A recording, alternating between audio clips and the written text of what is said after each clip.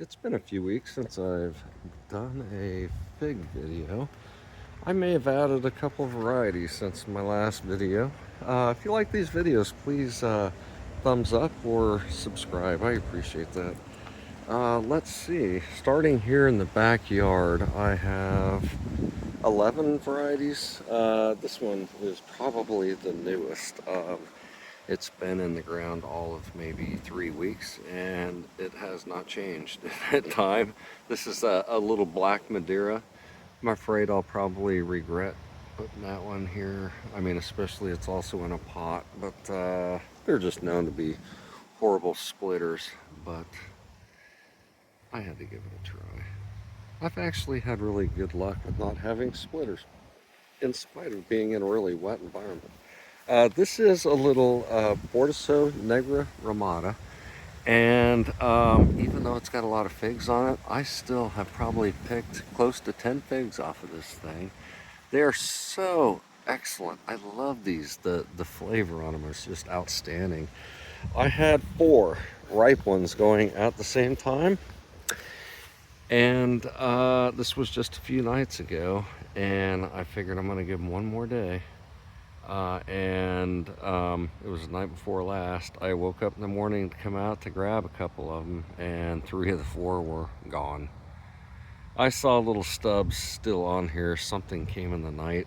It wasn't a squirrel. Raccoon, maybe a possum. I don't know. That was a bummer because this is a little Bordeaux Negra Ramada BNR. It also had one on it. It was ripe. That is no longer there. So that was a bummer. This is a Gris de Saint Jean. These are all first year trees, by the way. All of them here in the backyard are first year trees. So this is a Gris de Saint Jean. It's got maybe 10 figs on it. Looking forward to giving these a try, though. I think even though they came on fairly late, I think I've got time for these figs to ripen. It's today is October 3rd. It should stay warm here, excuse me, until, oh gosh, we don't really get a frost until usually January-ish. You know, it depends year to year, but they should get a couple of more months. So this is a Campaneri. Love the look of it. The leaves almost look like snowflakes, you know, they're really cool looking. It is only now I can see it starting to get some figs on it, but you know, there's no way it's making it at this point. So, but it's starting to get some branches. It's about the right height. I'd say that thing's probably about 36 inches, about 3 feet high. This is a Pasquale. It's got pretty leaves as well, kind of unique. It is supposedly the latest ripening of all fig varieties out there. Pasquale. It's I have not had one yet, but it's supposedly a very rich, delicious fig. It's also known as the Christmas fig because it's so late variety. I wouldn't mind getting some figs around Christmas. This is Bass's favorite fig, and I understand why. It is so good. Such a delicious fig. Probably had half a dozen figs off of Bass's favorite fig here. I got this. This is one I did not start from a cutting. I actually bought a tiny rooted cutting from Bass himself at Trees of Joy. It was the smallest rooted cutting of all the, I mean, most of them I rooted myself, but like I said, it was tiny. But nonetheless, I mean, it sat there for like a month without moving, but then it really took off. So, you know, since May, it's grown about that big. It's probably not quite 3 feet tall, but it's put on, and the figs are just so big, so delicious. You gotta love Bass's favorite. Okay, so this fig right here, I got this cutting from Harvey. It's Black Tuscan. And I'm really impressed at how vigorous Black Tuscan is. And not only that, but if you look at the leaves, I mean, it's actually very healthy in that, like, a lot of my figs, most of them, the vast majority of them, just got pummeled by not only rust, but there's another fungus around here. It's even worse than rust. It's called anthracnose. But this thing's been impervious. It's grown actually really fast. So fast, in fact, that like a lot of my first year trees, I'm just going to let them go because come wintertime, they're going to get chopped back, you know, to say, I don't know, 32, 36 inches high. And then from there, you know, you start growing your scaffolding branches off. But anyway, that way you get a nice, sturdy foundation to start forming your fig tree. So you just let them grow as a whip that first year, knowing that you're just going to be hacking them back. But I did end up pinching this because it was growing so fast. It was a month and a half ago, and it has not changed since I pinched it. It hasn't really grown any at all, and it's not like it's pushing out any new branches or buds anywhere. Um, I do notice though the trunk is getting bigger, so maybe it's just working on roots right now, which is good for me. You see that a lot in fig trees where they just grow like crazy and then all of a sudden they stop and you wonder what the heck they're doing. I always tell myself they're just working on the roots down there. Because you know, if they have explosive growth going up top, they have to have that same explosive growth going down below or they're going to outrun the roots and they won't be able to keep up with the sun beating down on them, you know. So I think sometimes they kind of do that big growth up top and then there's big growth down below, big growth up top, back and forth. This is first, no, this is second year. It was tissue culture. Tiny, tiny, tiny little tissue culture I got last year. I was not happy about how big it was. Half the size of a toothpick. And it showed up like in an envelope. That's how big it was. And it was absurd. But anywho, it grew to the point where last October or so, I kind of felt like it was big enough to stick in the ground. And so I stuck it right out here by the pond gate, and then it went dormant come around January. But when it woke up, it just took right off. I mean, it's grown a lot, so it's going to get a good pruning this winter, and I think it's going to be a nice tree. I think that it's going to just produce a lot of figs. Let's see, this fig in the pot. That kills me. So I have two pots here on the deck. They're not meant to be moved around. They're 32-gallon pots. And you know, I thought, oh, it'd be cool. I'll get two pots and put a couple of striped figs in there. So that was supposed to be a Martinique Ramada. This is a Panache. So this thing grew like crazy. So I put these in pots October last year. So it was fairly late, almost a year ago. And surprisingly, when I got them, they were both almost like dormant. They were shipped over from the West Coast. So I planted them, and damn if they didn't both wake up out of dormancy. Grew like crazy. For 2 months until January hit, and then they went back to sleep. So in that time, while they were asleep, I took a couple of cuttings off of both of these, the Panache and this supposed Martinique Ramada. Well, long story short, it started getting figs, and they were getting ripe just a few weeks ago, and none of them had stripes on them at all. In fact, when they were ripe, they're yellowish green, and they have a deep, dark red center in them, but they have a small cavity in the center, which is kind of an odd, that's almost like a Bordeaux fig, right? They got that hole in the center cavity. filled with nectar though. I mean, it's a, I don't know what the heck it is. It is not a Martinica ramada. It is not. It's, I think, just from the fact that it's like a yellow green color to the fig when it's ripe, and it's just a dark red. The cavity in the center kind of throws me off though. It's a small cavity. It's an excellent fig. I have no idea what it is, but anywho, I took a cutting off of this. I took a cutting off of this panache and had planted them over on the side orchard. This thing is absolutely huge over on the side. I'll show it to you here in just a few minutes, but this panache has grown really well. The thing is, and I do think it really is a panache. Thing is, it's reverted. Like, those figs have no stripes on them whatsoever.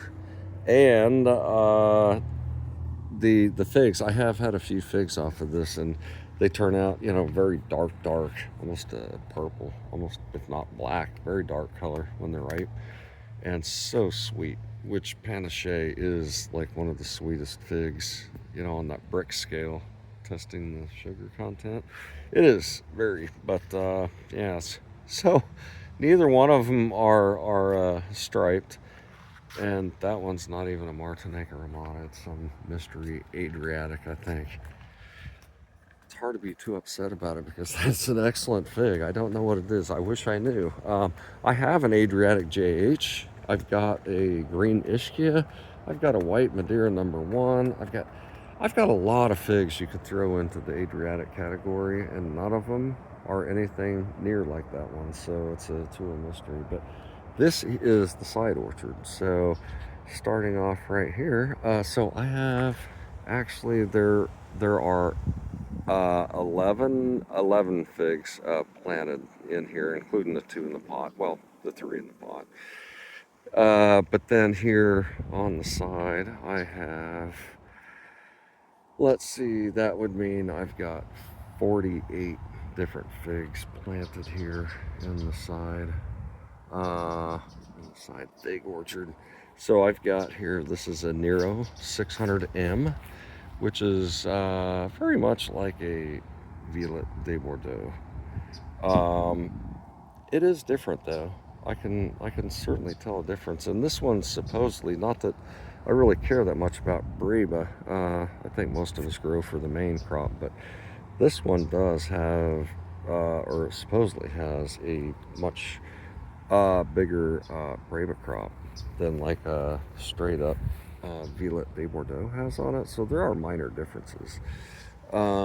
Let's see, this is a new plant. I put this one in a month and a half ago. It's a Craven's Craving. It only had about 3 leaves on it when I planted it.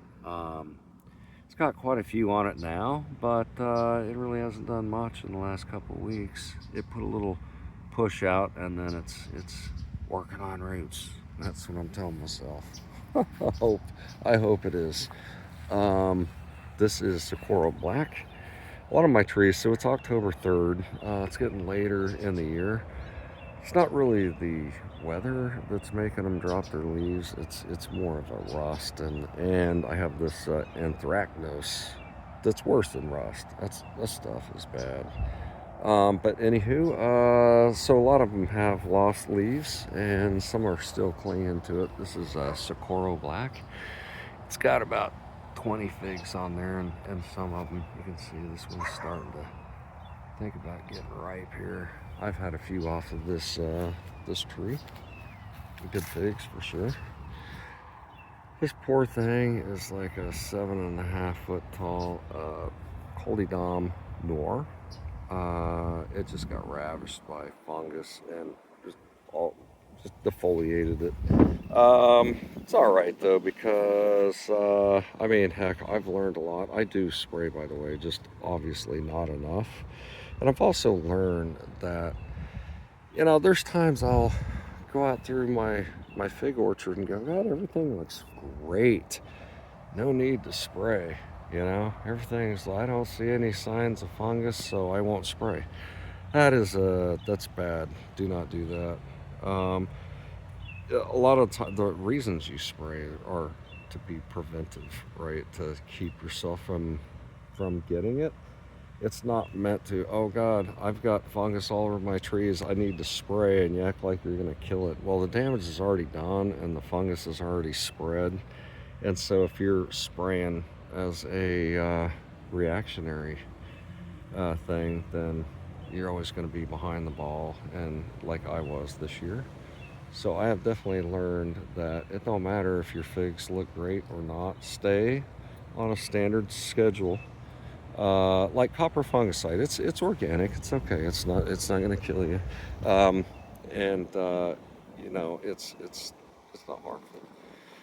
But having said that, you just got to stay on top of it and to prevent it from happening right in the first place. So it doesn't matter if your trees look really good or not. Stay on that schedule. Keep them sprayed. Don't wait till you see it break out and then start spraying, because you ain't going to get caught up and you'll get a lot of damage done. So, anywho, get off my soapbox. Okay, so that's Collidom Noir. A lot of these are going to get cut back anyway, so that's like crazy tall, right? So it's going to get cut back maybe 32 to 36 inches this year. And so, like, all that top, or this winter, all that top's going to go anyway. So that way it allows you to build your big scaffolding, big base down here at the bottom, and then you can start building your big branches, your scaffolding off of that. That's why a lot of people just let their first year trees just go like a whip. Just let them go. Don't worry about pinching them and slowing them down, because you're just worried about getting that big fat base going down there on that first year tree. So that's kind of the idea that I'm going with here to see how that works. This is a Ronde de Bordeaux. It was crazy productive this year. The thing is, it's still producing figs. I mean, it started producing figs in like May, and now it's October. And just a few days ago, we picked a few purple figs off. It's still getting some green ones on it right now, new ones, but they may not make it at this point. So that's crazy. That's almost like an ever-bearing tree here. And the Smith too. So picked a lot of Smith this year, and it's getting a whole new set of Smith figs coming out on it. I'm gonna let them go. I don't know if they'll actually have time. But you know what? Maybe. We'll see. So that's a Smith. This is a Vertil de Oriola, which is also the same as a De La Senora Hibernanca. If you can see, like, I had to cut the top. Like, it was actually this tall. Had, you know, the terminal bud was up here and it had leaves, but that anthracnose. So unlike rust, you know, that does stuff similar to this, right? It infects your leaves. But that's about all rust does. It infects your leaves, and eventually, if the leaf gets infected bad enough, it just over time turns black, and then it'll just drop from the tree. So it can defoliate your tree. Anthracnose, though, it will also kill the leaf a lot faster than rust will, though. I mean, it'll wipe a leaf out in a matter of a day or two.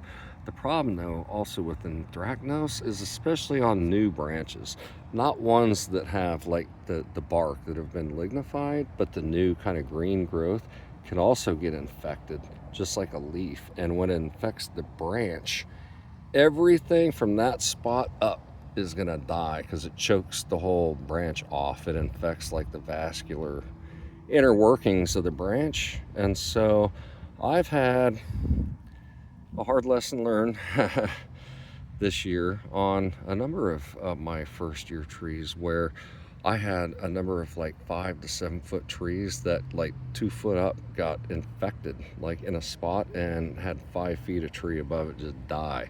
So I had to like clip it off down low.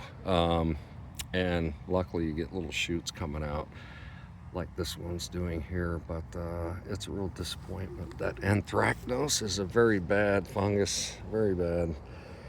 And I have a sneaking suspicion. I did do some Google searching, so just for privacy, we had all these bushes along here on the outside, along the fence line here, and they go all the way down They're called viburnums, and they grow really fast. I mean, they're not particularly attractive, I don't think, but they grow fast. They make good privacy bushes. Because when you're standing out here in this backyard, you're like, or the side yard, you're just out in the open. Anyway, so I planted about 25 of these viburnum bushes along through here, only to find out they can suffer not only from rust but anthracnose. I think the damn things harbor that anthracnose fungus because the only trees that I have that get that anthracnose are the rows about 1, 2, or 3 rows away from all those viburnums. Any of those in the back have not had it, so I don't know, just a curious thing. This ginormous tree here, this is a Caldidom bordesatenca, and I mean you can see I chopped this thing back. It's probably like 28 inches right there, maybe 30, where I chopped it back this past winter, and it's 9 feet tall, and had a couple hundred figs on this thing. And the Caldidom bordesatenca, I do not know why you don't hear more about it, because everybody raves about the Smith, and rightly so. I mean, it is a great fig, and it does great in the moisture like we have here in the south. But so does Caldidom bordesatenca, and to me, these are the same age figs. The bordesatenca and the Smith. To me, the bordesatenca seems even more moisture resistant and disease resistant. I've had fungal issues with my Smith, and I'm dealing with it even right now, to the point where it's infected some of the branches. This thing has had absolutely nothing. I mean, it's lost leaves, of course. It has, lost leaves from like rust and stuff like that. But overall, this thing is a beast. Like, I think the root system on this thing is amazing because of all my trees, this one never seems to be thirsty. It is incredibly vigorous and productive.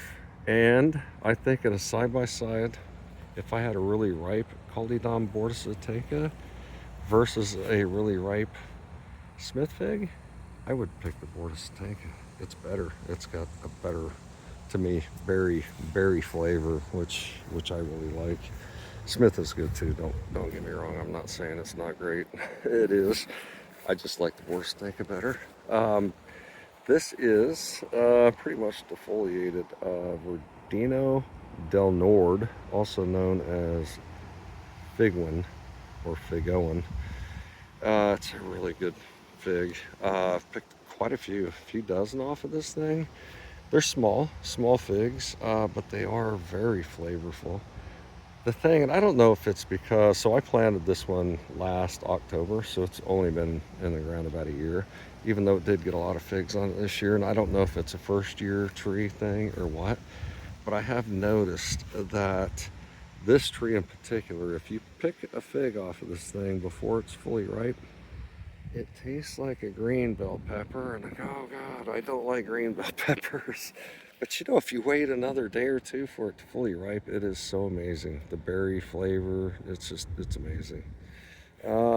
This is a newly planted Calderona, and you can see the leaves. It is suffering right now from, I don't really even know how to tell it when it's on the leaves, what's killing it, right, or it's getting it here is rust and or anthracnose. Look at that. I think that's probably anthracnose. That's pretty bad looking.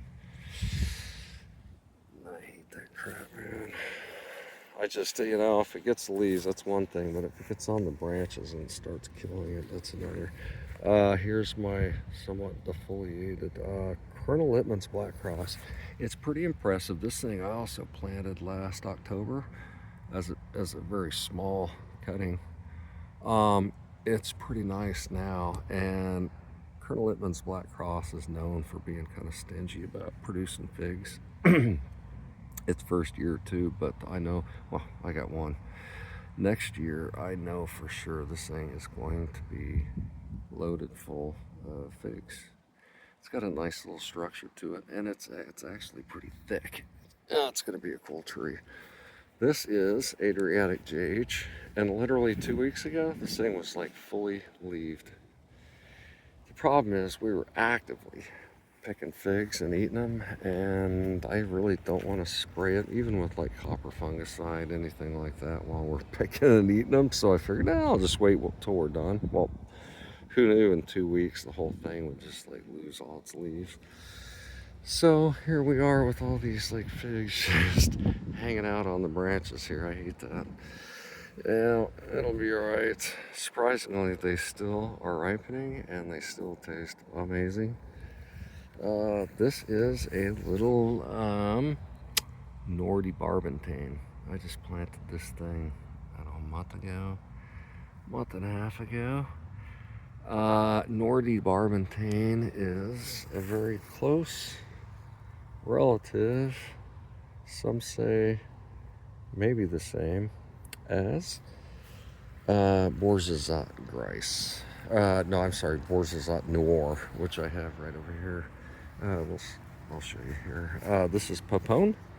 It's a little striped fig. I got that thing from Harvey as a cutting. It's been growing slow but steady. It had one little bitty striped fig on it earlier, and it had dropped a day or two ago. It's a first year tree. It's putting right along, but I think next year it will get figs on it, and it's been very smart, slow and steady growth on it. I mean, I've got no complaints. It's going to be a cool little tree. This is a completely defoliated green ischia. It and the Adriatic JH both seem, this lost its leaves maybe a week before Adriatic JH did, and then it went. This is White Marseille. It's quite a large bush tree at this point. You can see it's got it's multi-trunked. 1, 2, 3. 3 trunks, and off of those they branch. White Marseille. I mean, it's that and this other one. I should show you while I'm back here. This is Olympian. Also lost a lot, but this Olympian is so prolific. I think by the end of the season, we'll have picked and eaten 200 figs off of this thing. It is quite an impressive tree. It's like worthy for anyone's yard. I mean, it's so dependable and productive. Oh, wow, look at this. Look at can you see the honey on the dripping off of that right there? It's a Big Daddy ready to pick. Those are good figs. They really do taste like peaches and honey, if you ask me. They're so good. Let's see. Okay, so that's White Marseille. It's a fairly new tree. I replaced a sickly one a long time ago. This one also got that anthracnose. You can see where I had to cut it back. It was like 5 feet tall, and now it's down to 2 little branches here. It's a Joual Noir. Yeah, I was kind of disappointed, but otherwise it looks pretty healthy. I think it's going to be okay. It was just such a disappointment when you get your branches infected like that, and especially if it's the main stalk. Real disappointment. This is Ponta Tressa, planted also like last October, so it's been in the ground almost 1 year. It was a tiny little rooted cutting tree. It's got this crazy side branch off it. That's definitely going to get chopped off this winter. Chop it there, and I'll likely also just chop the tree here and start building some scaffolds off it. So all that's going to go taken off along with that big branch too. It's one of those kind of first year, just let it go. So let's see, we've got Chicago Hardy. That one, I've never pruned it. It came out like that. So this winter, I'm gonna chop that thing off right below that last branch right there. Just chop, and all that's going off, and that is gonna be the future. I'm gonna start building some scaffolding off of that base. This tree is Genovese Nero AF. A lot of people say it might be the same Genovese Narrow AF as Italian 258 or I-258. It could be, I don't know. The thing is, this thing was pushing, well, it was over 6 feet tall, and it got that anthracnose on the main trunk. And you can see how low I had to cut this. We're only talking maybe 10, 12 inches above ground. It had a big infected spot on the main whip. You know, it was just a tall whip, just like Italian 258 here, a tall whip like that. But it got infected, and the entire top from here above, you were talking 5 feet of tree died above it. I had to snip it off right there. And luckily, you know, 2 branches came off the side. They're quite healthy. I mean, they're nice, healthy, big branches. Thank God it came out of that. Genovese Narrow AF. Let's get a little fig on it. A little bit late now to be putting a fig out. This is Italian 258, and it's 8 feet tall. It's just that crazy tall whip going. So it has avoided getting that, you know, whole top die on it kind of thing like a Genovese Narrow did, but it has suffered pretty badly. I mean, you can see it's 8 feet tall, but it doesn't even have that many leaves, only the top 3 feet. But nonetheless, just like Genovese Narrow, I mean, from here, this thing's going to get chopped off like right there, and all of that is going right to build the scaffolds. But I have picked 6 I-258 figs. People say they're like chronic splitters. These were absolutely perfect. Absolutely perfect. No splitting, not even the beginning of splitting. And they were delicious. Wow, the richness of the I-258 is amazing. This is a recovering Tiapina.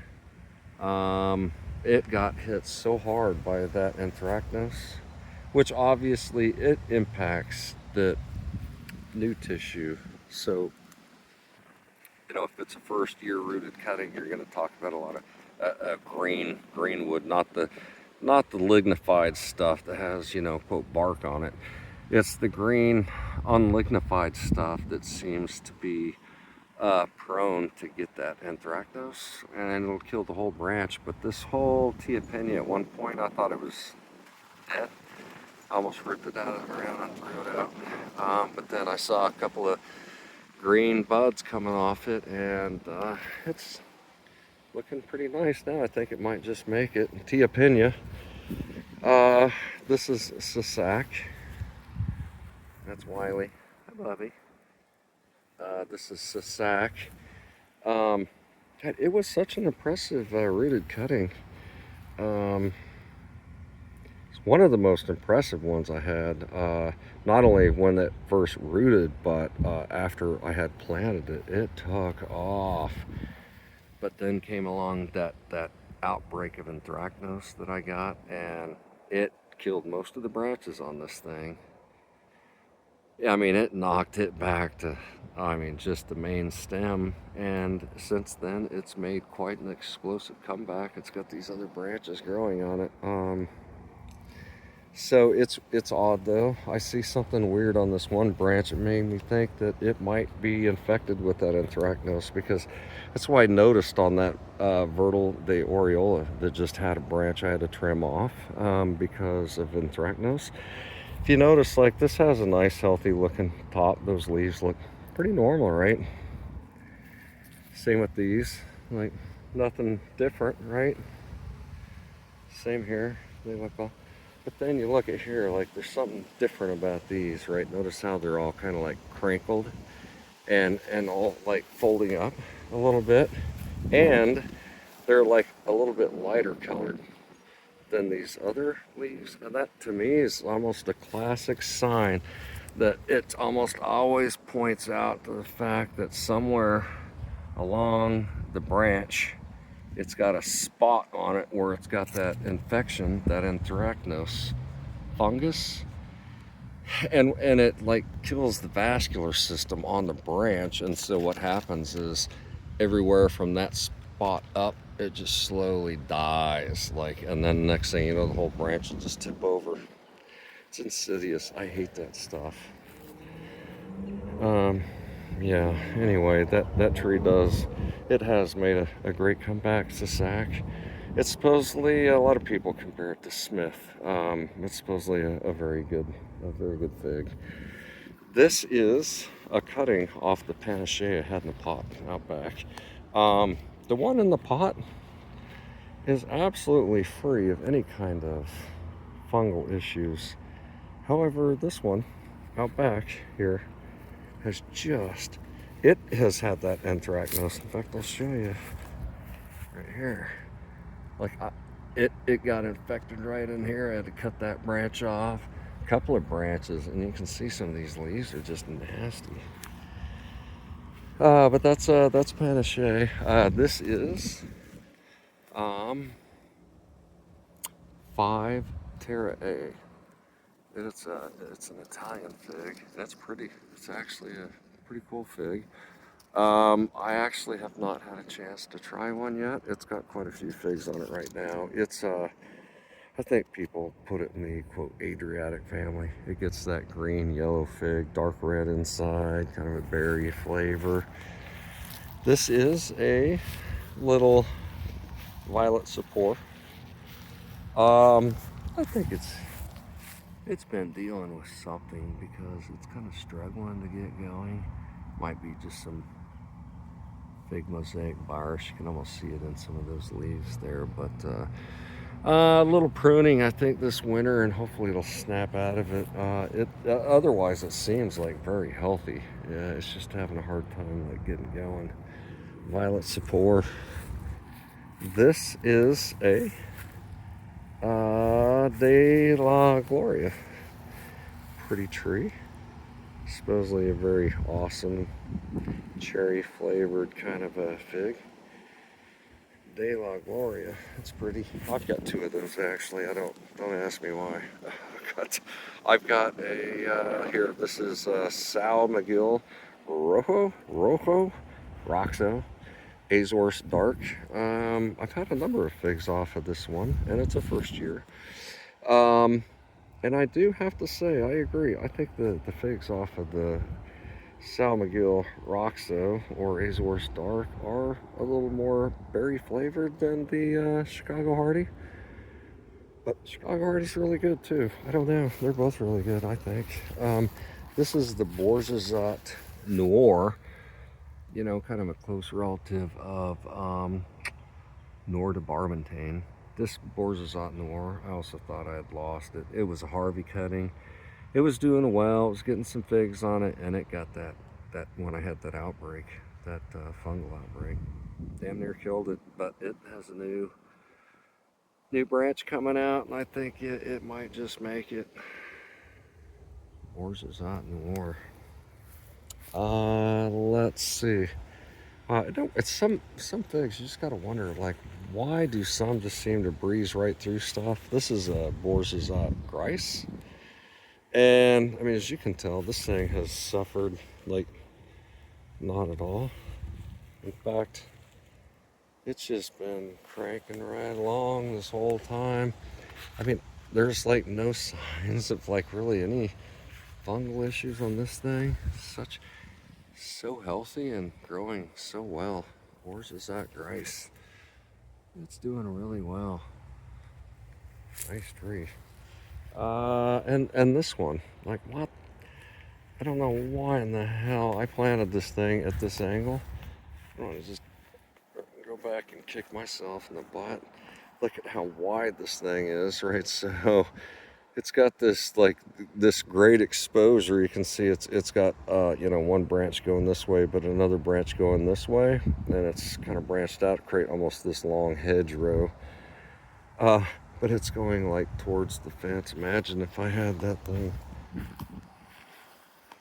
planted, going this way along the fence. Like, oh man, that's a nice one though. This is a Coldedom Grice. So I got Borzazat Grice and Coldedom Grice, and wow, this thing is doing just so amazingly well. Doing really well. Pretty tree. Okay, so did I do that one? I did not. I missed this one. This is a Hative de Argenteuil, and you can see it has quite a substantial stem. This thing was probably 6 feet tall, and like probably half a dozen other figs that I've got, it got that anthracnose right there. And I mean, I came out one day and I could tell the whole top, like 5 feet of it, was just like the leaves were hanging, like it was dead, like it hadn't had water in months. And I saw the spot right there. I just chopped, and now I've got some new starts coming out on this. It should rebound really well. I mean, it should have a lot of roots since it was a 6-foot tree, right? So it's got a lot of energy out there to shoot out some new branches and make a comeback. Hative de Argenteuil, Cosme Magno, has the most amazing leaves, had the most amazing leaves, and it will again. It's actually a healthy tree right now. It looks a little rough right now, but I know next year it's going to make a strong comeback. It's got some amazing leaves, probably my favorite out of all the leaves on these. And the figs are supposedly just outstanding, so I'm really looking forward to Cosme Magno next year. And a lot of these, for me, it's a lesson learned. Like I said earlier, you got to start on your fungal spray program early and spray on a scheduled basis. Don't wait for a fungal outbreak to occur and then start spraying, because you're behind the curve and the damage is likely already done. You got to stay ahead of it. It's a preventative thing, right? Not a reactionary thing. So this is a De La Roca. It's done quite well. I had about a month and a half ago the top 18 inches blow out of this tree. And since then it's grown, these fairly substantial branches on it. No figs on De La Roca this year. There was one, actually. But it'll be mostly next year. But then again, just like all my other trees, this thing's gonna get chopped, all right? There. So we're gonna be starting off kind of fresh. Same with this tree is Ondata. It's quite a tall tree, and this thing, it's got such huge leaves. I mean, I don't know if the video really does anything to truly tell you how damn big those leaves are. They're absolute giants. And I don't know if it's because of their huge leaves that I have lost 3 branches off of this tree due to the wind.